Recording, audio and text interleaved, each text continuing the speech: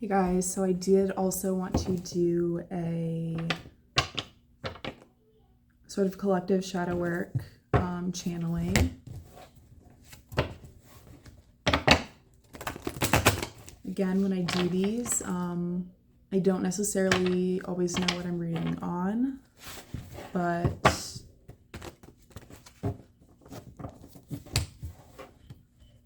we'll kind of see. I always find that it's something that Spirit wants to bring light to, as far as you know, people that are a part of this collective of people who want to heal and expand their consciousness and elevate to continually do better.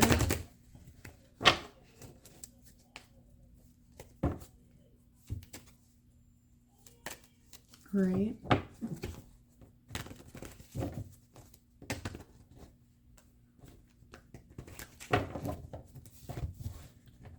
So what does Spirit have for the collective? What are you bringing attention to for this collective?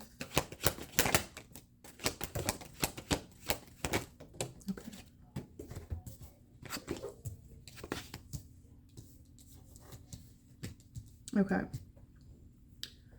So this actually did come up for me a couple days ago.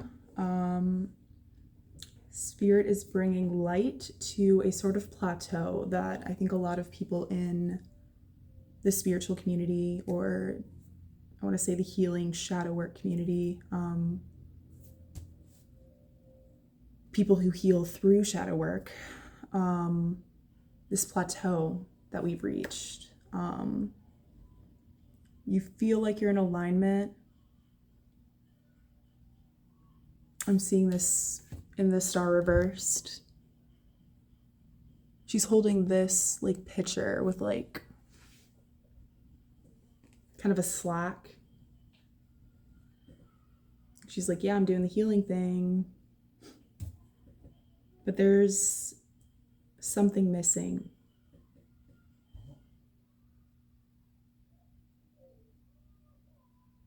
There's some kind of, it's a sense of a lack of fulfillment. Yeah, we're missing the Ace of Wands, that passion for that healing. You know, when you try to heal yourself, especially through shadow work, you release a lot.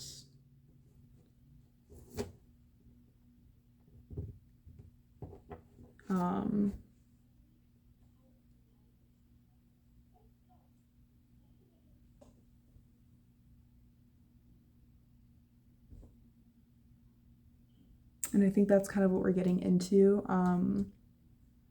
You do make sacrifices, so you want to feel fulfilled at the end of that, right? Like you're giving yourself to something bigger than yourself. And I'm hearing you do, but I think this Fool reversed, Four of Wands energy is this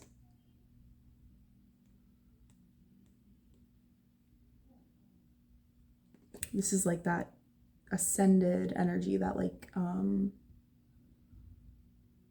raising your vibration. And this Fool in reverse is kind of giving me like, at what cost?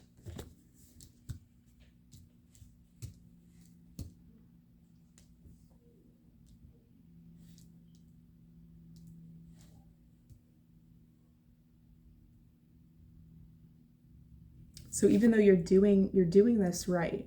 Like you're taking the time to go within.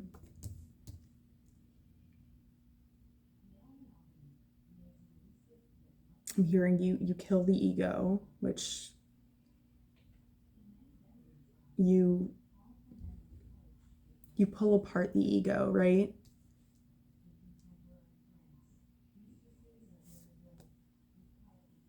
I'm hearing the ego isn't dead. You're not meant to kill off the ego. It still exists. It still serves a purpose, right? So if you kill it off, you're not going to feel totally whole. You're not going to feel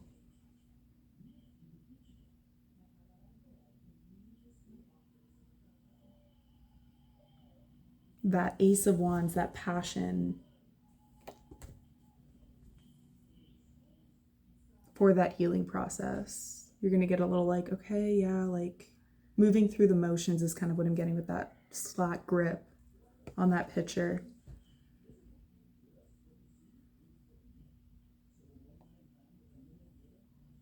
You know, you pour into the light, what this woman is doing, which is good. We need the light, right? But there's a huge focus here on killing off the ego, rejecting the shadow. The shadow is a part of you. If you reject it, you're rejecting a part of you. And you are whole. So if you're rejecting a part of that whole, you aren't going to feel whole, right? I am being assured that this is coming from an innocent place. This is coming from good intentions.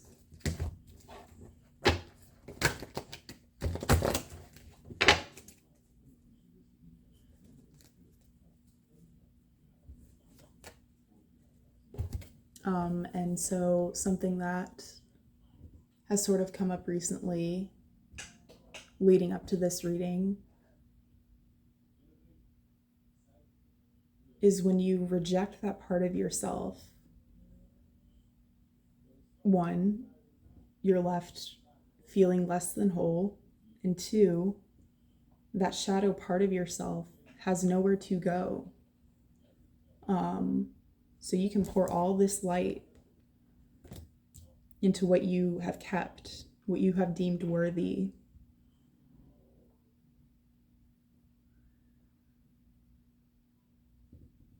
But your shadow almost becomes sort of that piece of you that, again, helped you, right? Your ego helped you to seek out light, has no home, has nowhere to be.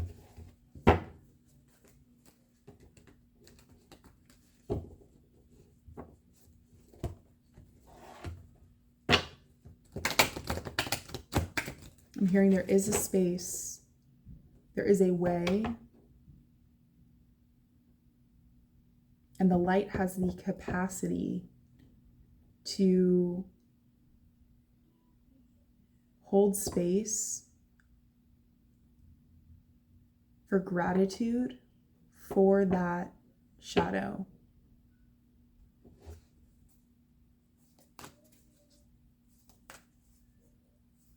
I heard something recently too from another tarot reader that light understands shadow,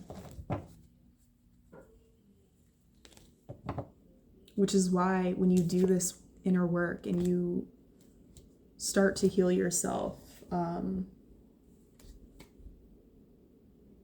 you're able to transmute energy, right? Because you understand where it's coming from. You understand the intention behind that shadow. You understand that there is something underneath that behavior.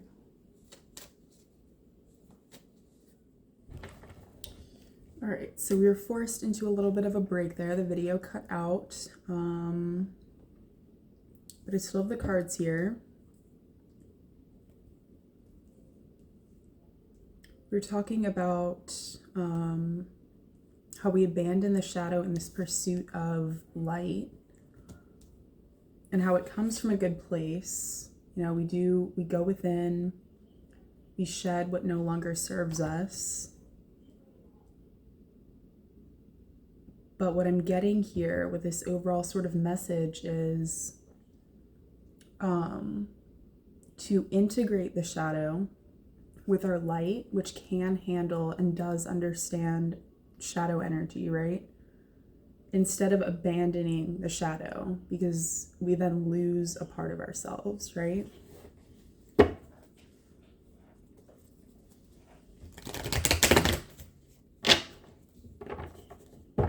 leaving us feeling less than whole.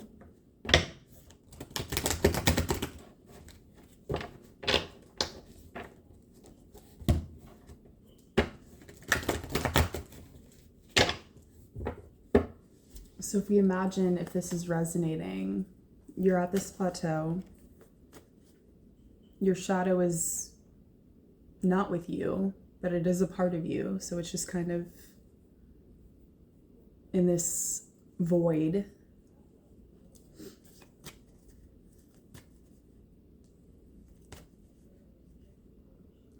I'm seeing this cat in the Hermit card. And it's telling me that, like, when we do go within, and as we sort of identify our shadow, identify where the ego has taken over, we're meant to sort of not just put it in a box and put it away, and say, hey, I'm never going to touch that again. That's not who I want to be. To, you know, if you think of how a cat sort of investigates a space, to be curious with the shadow, figure out why that shadow, what that shadow wants validated. Figure out why that shadow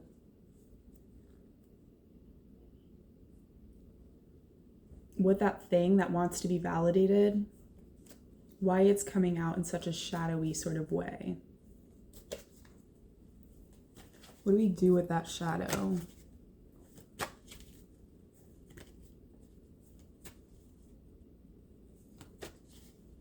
When we identify it. There's a better way of integrating rather than abandoning.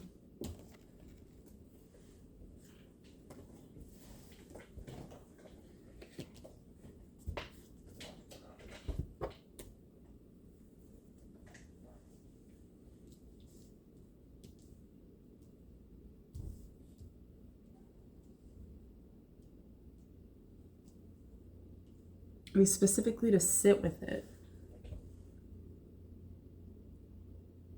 Hold it next to your light.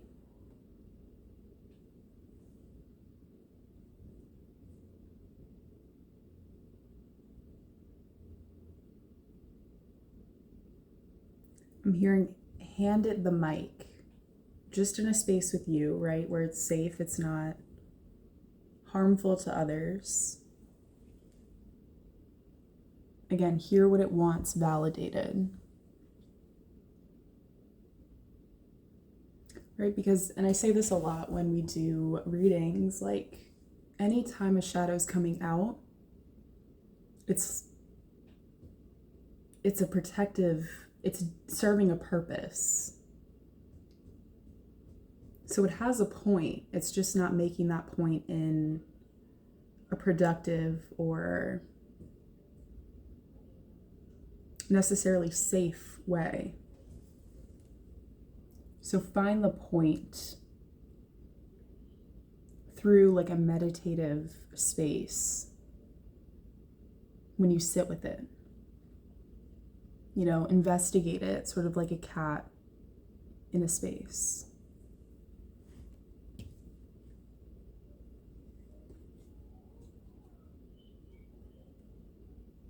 Assure it that this point cannot be effectively made from the vibration that that behavior exists in.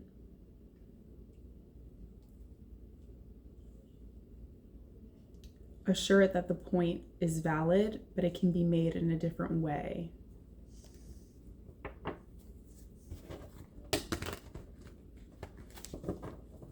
And that's where the light comes in, that work that you do, right? That healing work that you did to invite light into your energy field, into your being.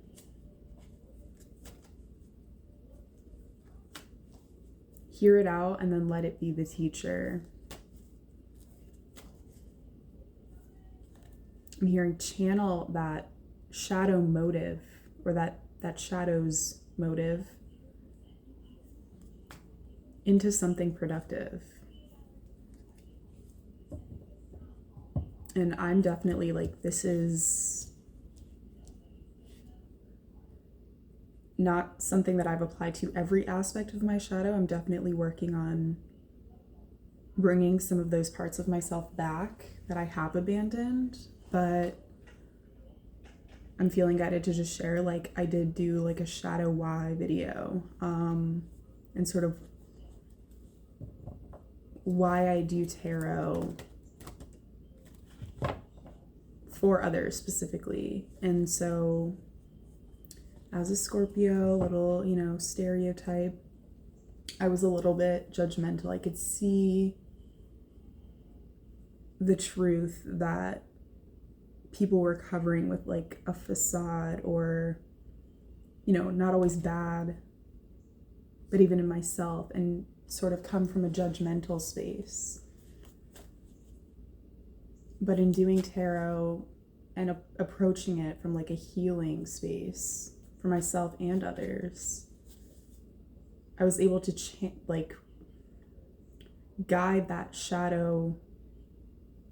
what that shadow needed, which was to call people out, right? That was how it manifested in sort of a shadowy way, into, hey, if you want to see, here's how we can do it. You know what I'm saying? So for me, finding a more productive means of validating that part of myself that does see, ego very quickly.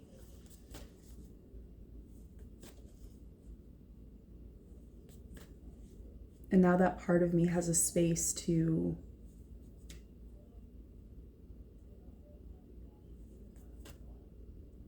continue to see ego, but we're using it as a gift now.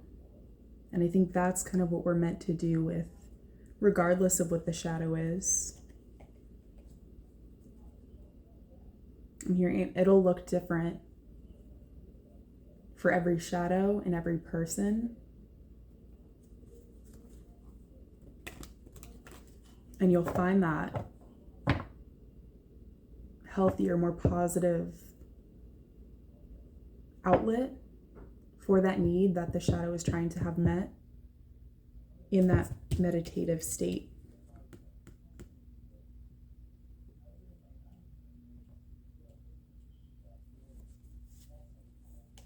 Is there a specific shadow? Okay.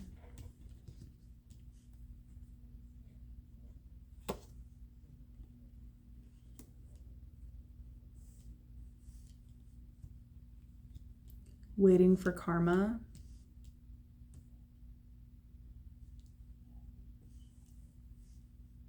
Okay, yeah, so waiting specifically for this collective, if you resonate with this, there's a shared shadow here where we're not feeling whole because we've abandoned parts of ourselves that were acting in a way that was not of the light.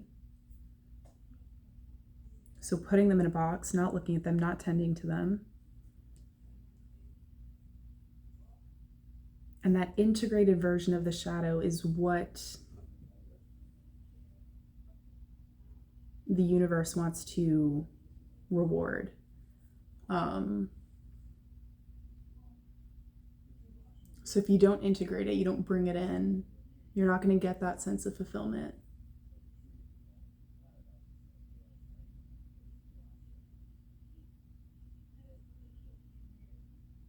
That part of the shadow, that part of you that has been acting in a shadowy way.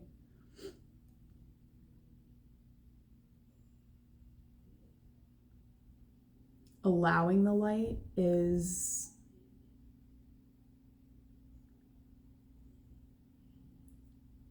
what is being rewarded.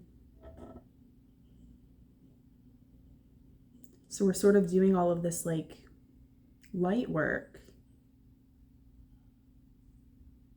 we're embodying the light and then waiting for some kind of reward, some kind of fulfillment, some kind of manifestation. But it's almost like it's not the whole job. We need light work and shadow work.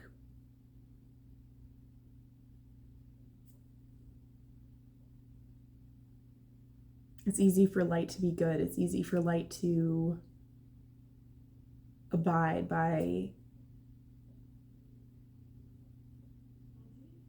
to be obedient to a higher power, right? It's hard work that is ultimately rewarded, to take a conditioned behavior that is contributing to ugliness in the world, or that is hurting other people or ourselves, and to turn that into something positive.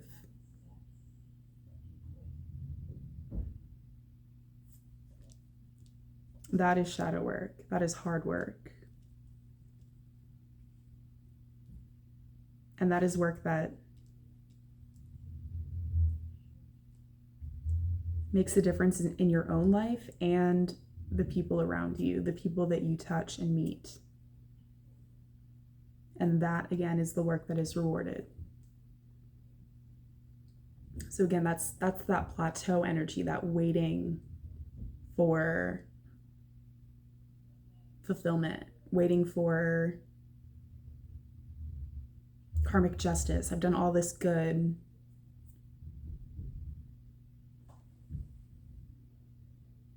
I'm of the light. I'm ready to be rewarded for it.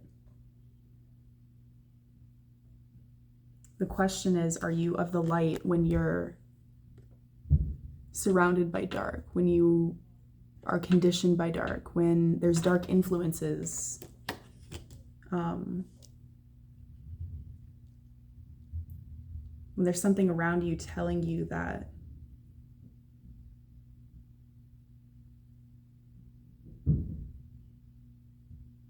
just letting that shadow take over is better, faster, easier. Do you choose light then? And the only way to know that is to, again, let that shadow be a part of your whole being, is kind of what I'm getting.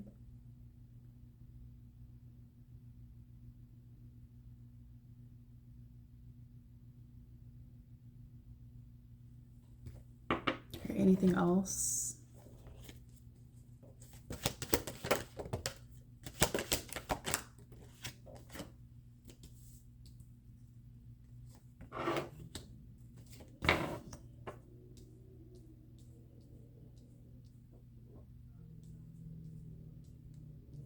Okay, and again, with this like waiting for, okay, I did all this work, I'm ready. If you relate to that sort of plateau, we are being called out a little bit on the arrogance of that space, how that in itself is a shadow, right?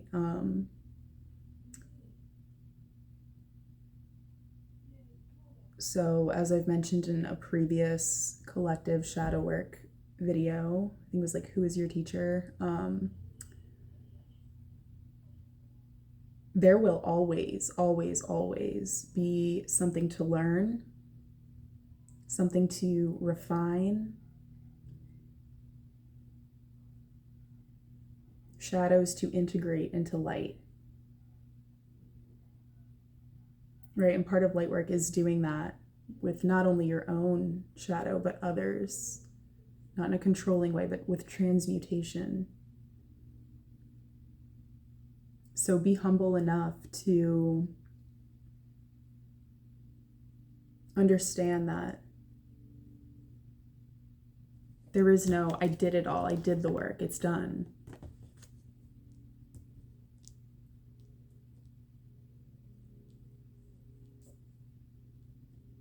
On this dimension, there's always negative or dark energy to transmute.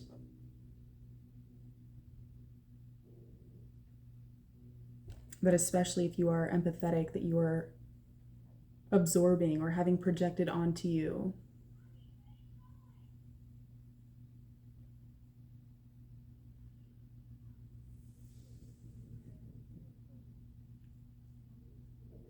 That will take effort to transmute, to understand,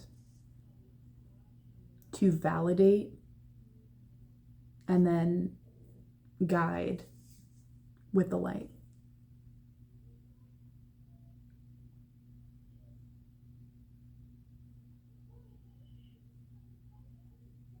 And if you let it be with your whole self, that work will be fulfilling. That work will not exhaust you. That work will not feel like something you put energy into but are not getting back.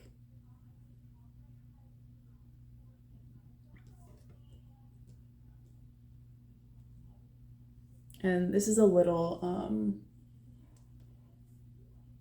probably controversial, but I think that a common thing that people say in the spiritual community is sort of like return to sender. You know, they meet some negative energy and they say return to sender.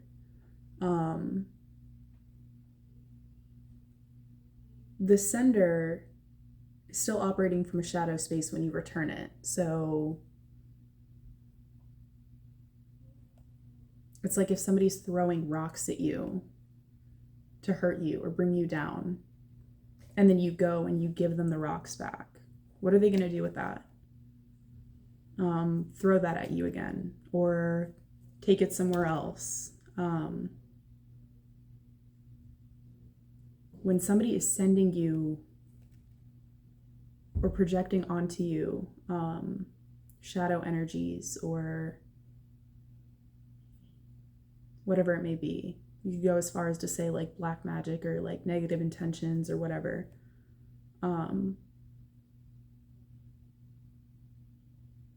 Or even if they're trying to make a point that is valid for their reality,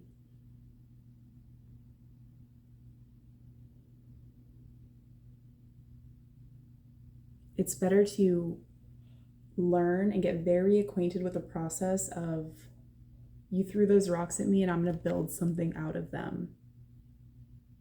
Build something that will benefit me, will benefit the collective, will help us all heal. So I'm not too quick to return to sender, and I think that we are being kind of challenged to use that as an opportunity to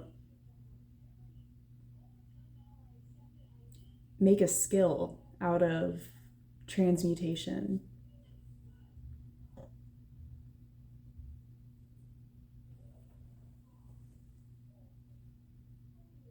And I'm hearing the shadow will recognize that too. The people who threw those rocks, even if it was you at yourself, right? At that point, I think the metaphor kind of goes south a bit, but if it's you at yourself, that part of your shadow sees that and is like, wow, I could have used those rocks to build that.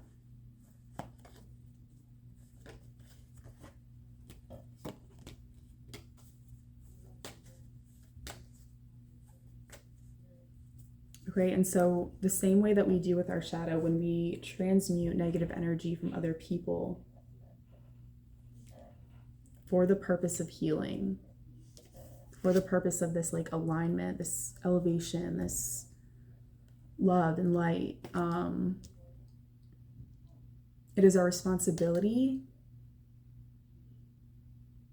to be humble enough, to be open-hearted enough to embody Queen of Cups energy, so very intuitive.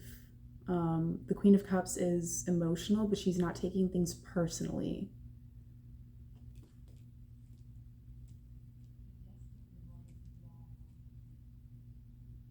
To go on with an open heart and lead by doing. And again, that applies to your shadow, which you've rejected, just as well as anybody else's shadow that they are projecting onto you, because that's their way of rejecting it, right?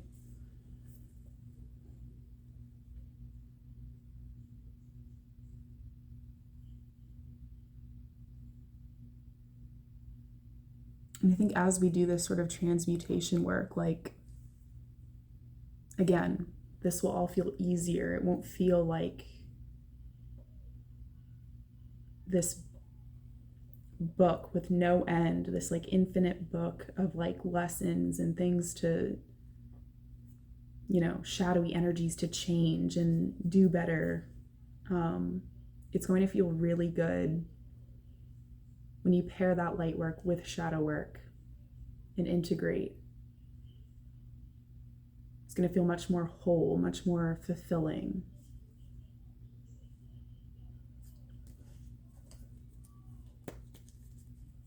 Anything else? Huh. Spirit said, yeah.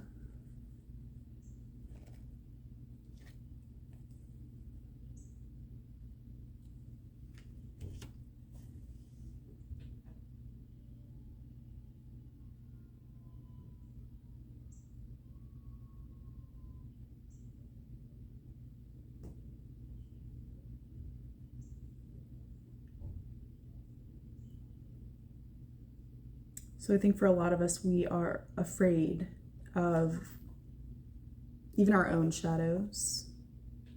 Hence why we packed it away and put it under the rug and just, we're not looking at it anymore.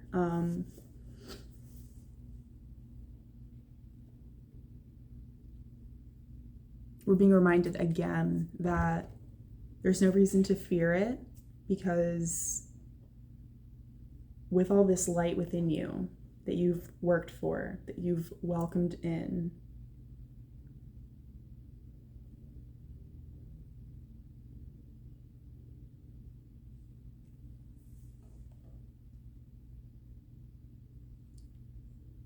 you have enough light to guide the shadow.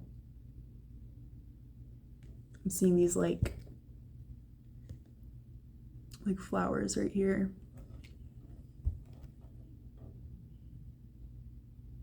It's 2 white flowers and 1 black, which I'm seeing is like the light and the dark.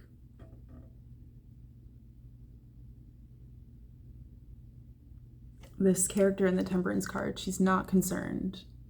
Not concerned.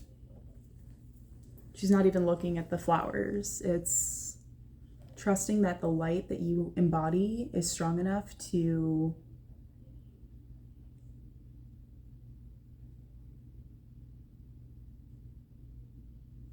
find the right way to, again, validate what the ego is, the point that the ego is trying to make.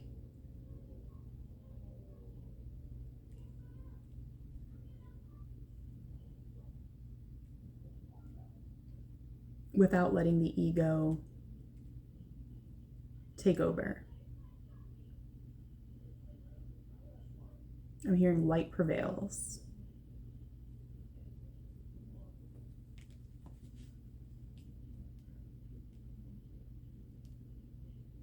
Fear against that is literally unnecessary, especially when you are in a space where you have welcomed all this light and you embody it. You've chosen it. In some cases, over the shadow.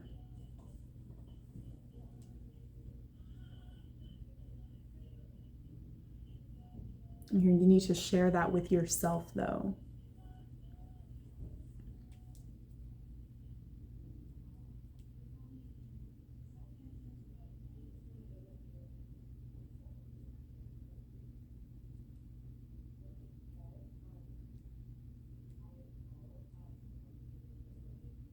I'm seeing that there's a portion of this collective, or a tendency among this collective,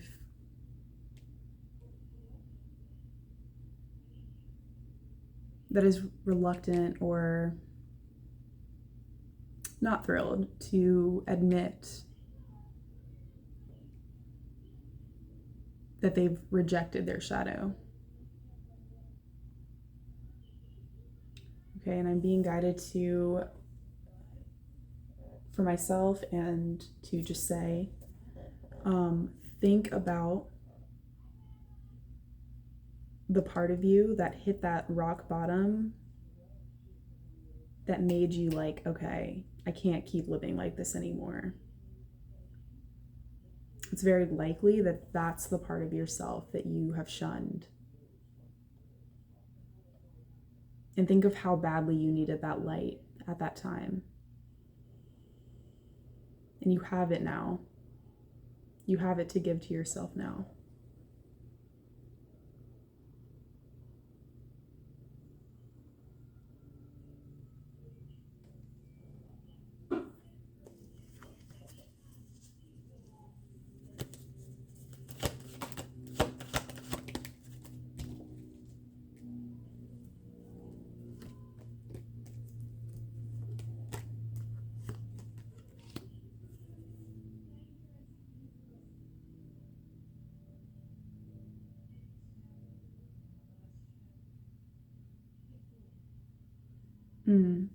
This is not about shame either.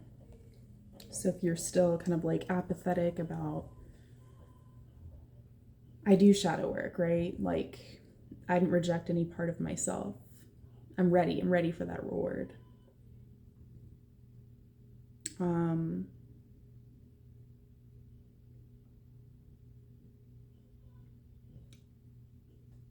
There may be a part of you that's still looking at that shadow with shame. And if you're like me, you know, shame has really served you in a lot of ways, like incentivized you to pull yourself closer to the light and like embody more of that light. But it's not about shame. That's actually not super productive. It's about loving your shadow as part of yourself, showing yourself grace for having survived in the way that you knew how in that moment.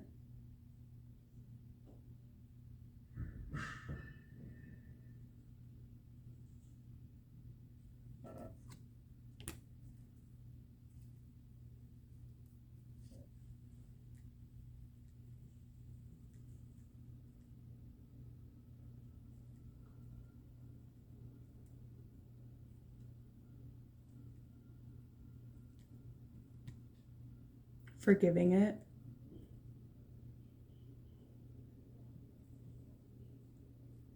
For what it projected, for what it thought you wanted.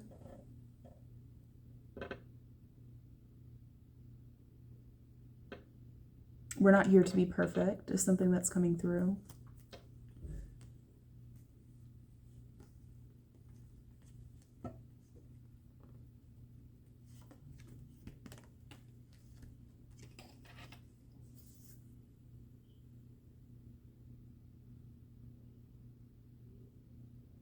I'm getting that there's this strong belief, maybe somebody told you that you need to leave your shadow behind. You chose to leave your spirit behind, or your shadow, the shadow side of your spirit behind. And I'm seeing this in the Eight of Cups. This is you in your light walking away. And you're leaving a part of yourself here in this dark corner.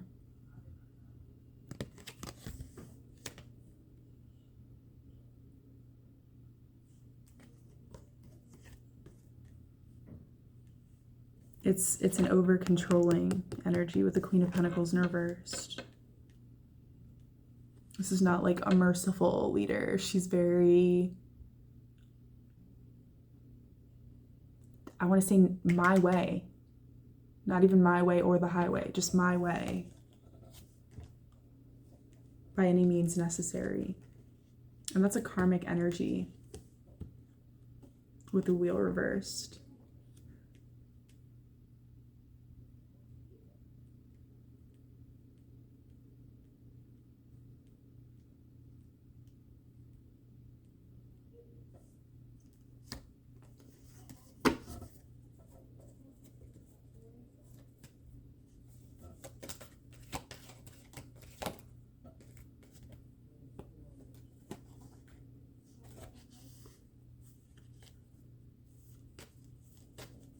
When you reject your shadow,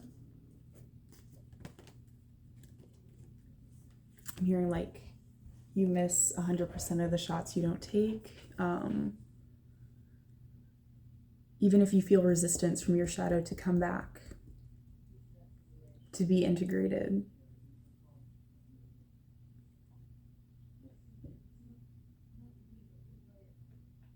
To be integrated with your light.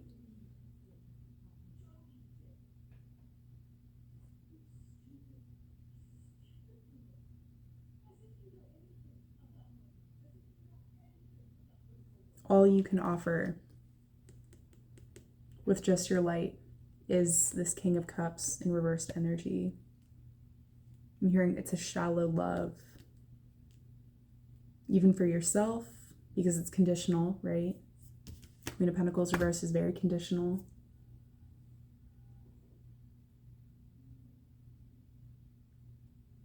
If you're conditional with yourself, you're going to attract people who are conditional with you. That's how you're going to love other people, is conditionally.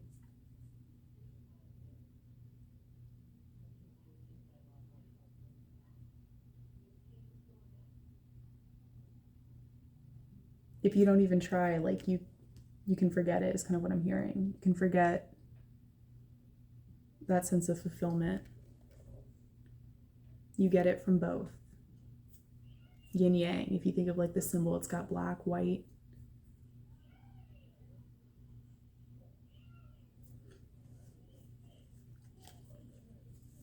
The shadow is nothing without the light, and the light is nothing without the shadow.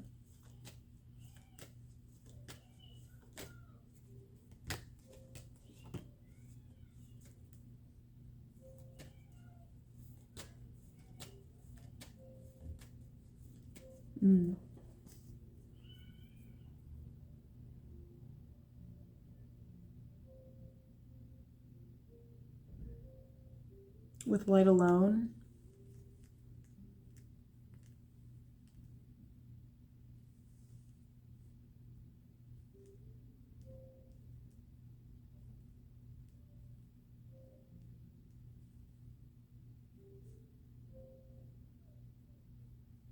you set out to kind of hurt this version of yourself that you've built up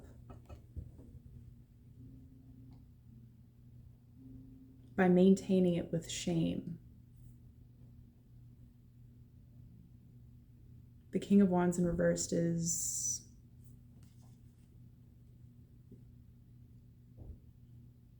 reckless with words, with actions.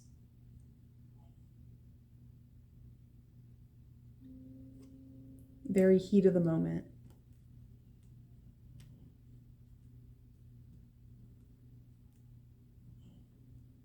And it's presenting as stable, so you feel like you're doing everything right. But you're really just like hurting yourself. And that's why you don't feel like that reward is coming through, because that's why we saw her pouring all that water into that basin. She's like, yeah, love and light, love and light, love and light. Which, yes, love and light, but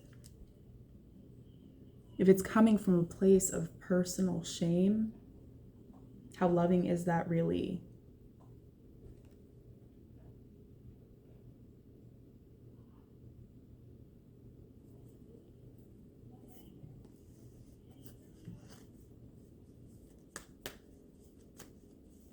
I'm hearing you can't integrate successfully from a shame mindset.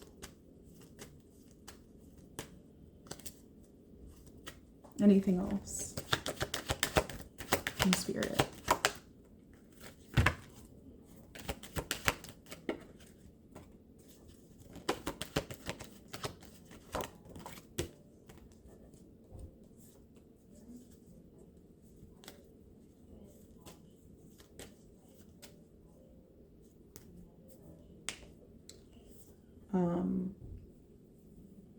So spirit is also reminding us that we're all made whole. We're given the cards that we're given.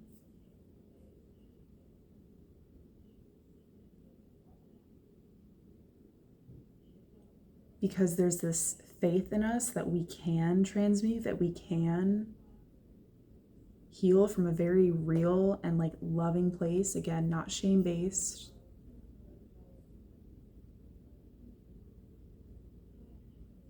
In a sense, that shame is sort of like an easy route where you don't need to like touch that shadow, reach for it, get involved with it, understand it, and then guide it.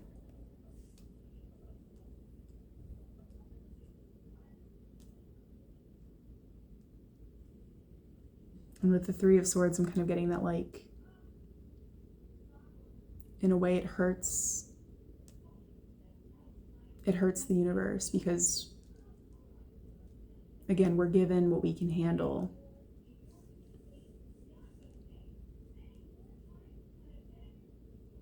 And we have the universe and we have spirit to like lean on, and like our own light to lean on and like support us. We have the means to do this.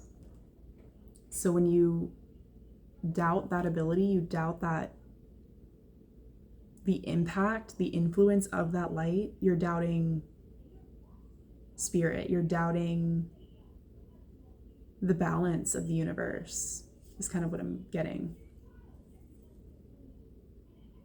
All right, and that kind of points back to that less humble state.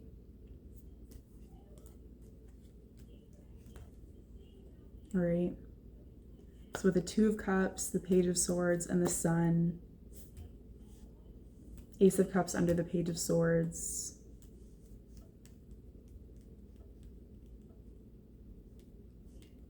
We're not better than our shadow, right?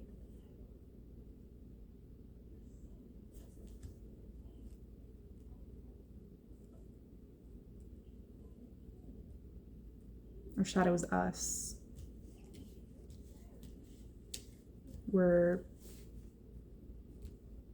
You'll find that fulfillment, you'll find that alignment with that integration. So I hope that this was helpful. I know it was pretty long.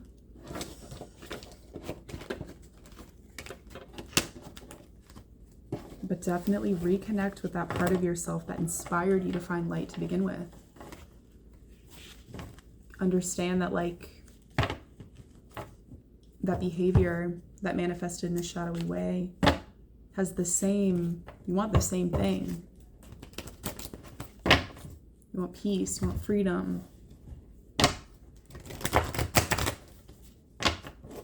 You want the same thing.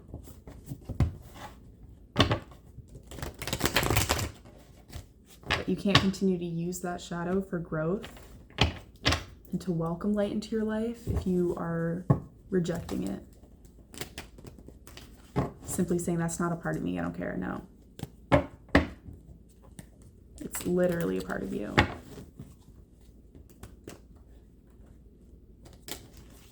And if you don't take that in, no one's going to embrace your shadow for you. That's another thing that's coming through.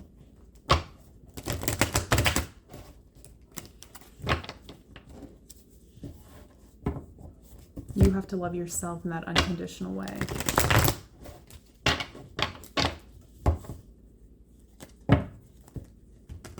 All right, so I hope this was helpful. Thank you so much for watching.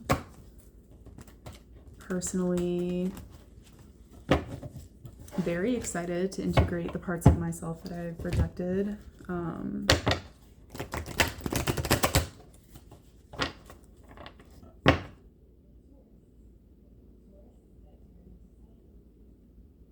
Yeah.